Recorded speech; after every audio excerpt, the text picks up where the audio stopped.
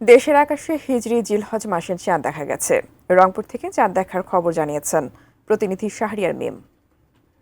রংপুরের আকাশে জিলহজ মাসের চাঁদ দেখা গিয়েছে, অর্থাৎ আগামী 7ই জুন পবিত্র ঈদ উল আজহা অনুষ্ঠিত হবে।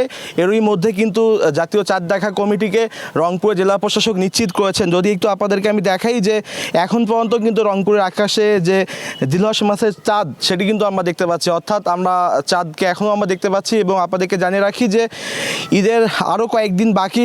এরই মধ্যে কিন্তু নগরীতে যে গরুর হাট সেটিও কিন্তু বসে গিয়েছে। এছাড়াও কিন্তু এখন থেকে যে কেনাকাটা বাজার সেটিও কিন্তু সরগরম পরিস্থিতি হবে, এমনটাই কিন্তু আমরা মনে করছি।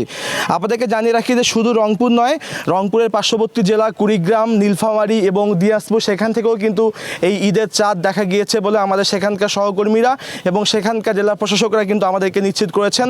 অন্যদিকে রংপুর আবহাওয়া অফিস, রংপুরের জেলা প্রশাসক আমাদেরকে নিশ্চিত করেছেন এবং সেই সঙ্গে আমরা নিজেরাই দেখতে পাচ্ছি যে আকাশে যে ঈদ উল আজহার যে চাঁদ সেটি কিন্তু আমরা দেখতে পাচ্ছি। অর্থাৎ পবিত্র ঈদ উল আজহার আর মাত্র কয়েকদিন বাকি। যদি আপনাদেরকে জানিয়ে রাখি আগামীকাল থেকে কিন্তু জিলহজ মাসের যে দিনক্ষণ গণনা শুরু হবে, অর্থাৎ 7ই জুন পবিত্র ঈদ উল আজহা অনুষ্ঠিত হবে। তো সব কিছু মিলে রংপুর থেকে এই ছিল আমার কাছে চাঁদ দেখার সর্বশেষ খবর।